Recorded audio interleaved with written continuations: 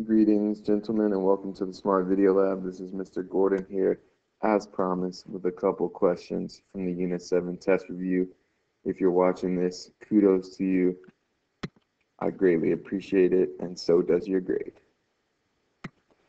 Okay, so I'm going to start with the questions from the first section of the test review, actually the second section, where it says simplify each polynomial expression. So we're talking about simplify. That basically means do whatever the operation tells you to do. So in this problem number 2 that I'm looking at here, I've got two trinomials and I'm adding them. So I'm gonna add. That's what it looks like to simplify in this case.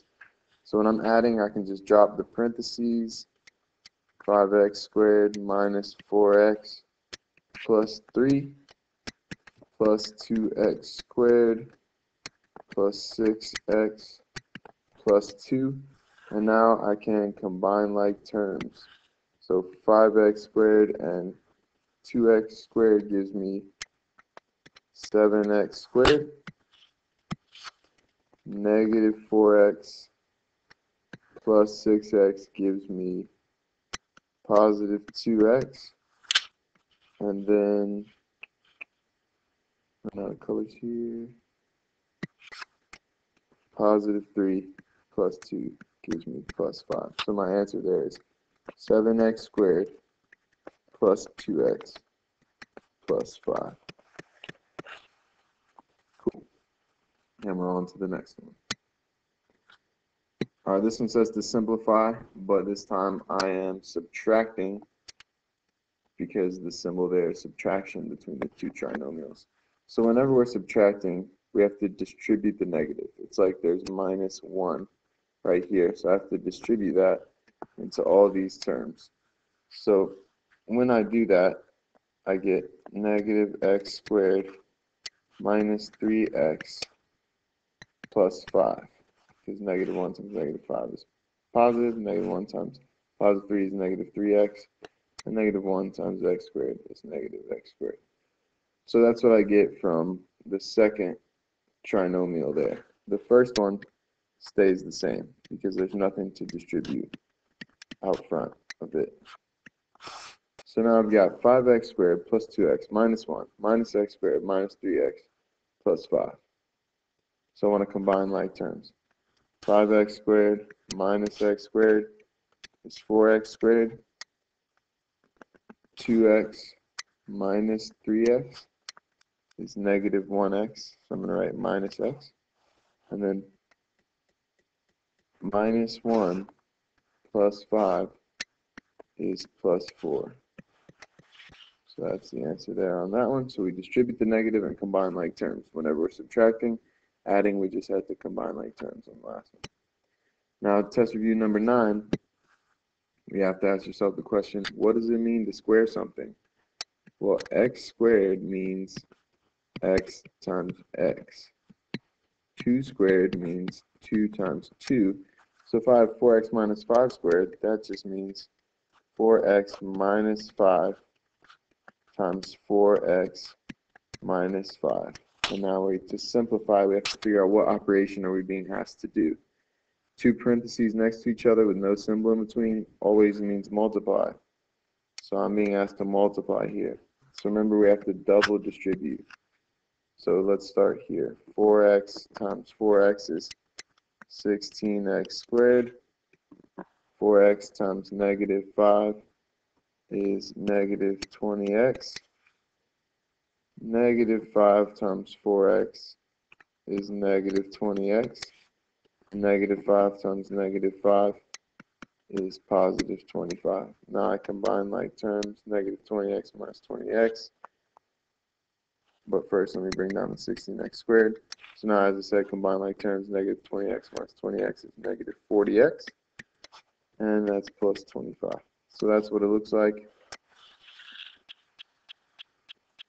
when I distribute, double distribute, because I'm multiplying two binomials.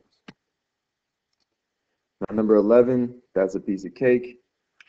Simplify again, in this case means multiply, because that's the operation that's indicated here. So I just distribute 3 times 7x squared is 21x squared. 3 times 2x is 6x, and 3 times 1 is 3. So that's 21x squared plus 6x plus 3. And now we're on to the good stuff. We want to solve each quadratic equation for x by factoring. So remember steps for factoring. Step 1, set it in standard form equal to 0. So for number 12, that's already done for me. Step 2 is to factor. So I need to do that here. I'm going to go to blue. So I've got to factor the left side of this equation. X squared minus x minus 30 equals 0. The left side is a trinomial, so what type of factoring should I use? Yes, that's right, the x factor. So x and x, because x times x is x squared. Then two things that multiply to give me negative 30. That might also add to give me negative 1. How about negative 6 and positive 5? So now I'm going to do the diagonals check. When I multiply across that diagonal, I get 5x. This is the diagonals check.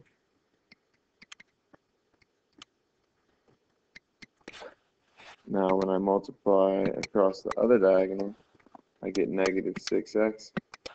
And I'm adding those two things. 5x minus 6x, or 5x plus negative 6x is negative 1x, which is exactly the same as that middle term. So the diagonals check works out. That tells me that these factors are correct. Now step 3, I need to, well actually, I'm not done with step 2 because I didn't factor. Come on, Mr. Gordon. Get your head in the game. So remember, the x factor is just a graphic organizer, and I've seen a lot of people make this mistake in class. Once you fill out the x factor, you're not done, because factoring means writing as a product. So I have to write it as x plus 5 times x minus 6. And that's still equal to 0 because I'm still solving an equation. Now I can talk about step 3. Set each factor equal to 0. So let's do that. X plus 5 equals 0, or x minus 6 equals 0. And then step 4, we solve each equation that we just made.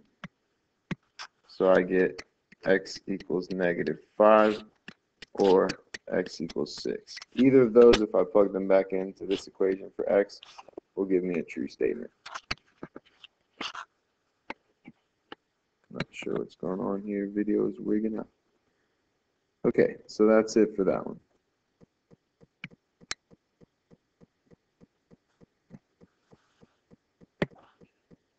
Okay, now I cleared some space so we can look at number 13. Step 1, set in standard form equal to 0. That's not done for me this time, so I have to add 20 to both sides.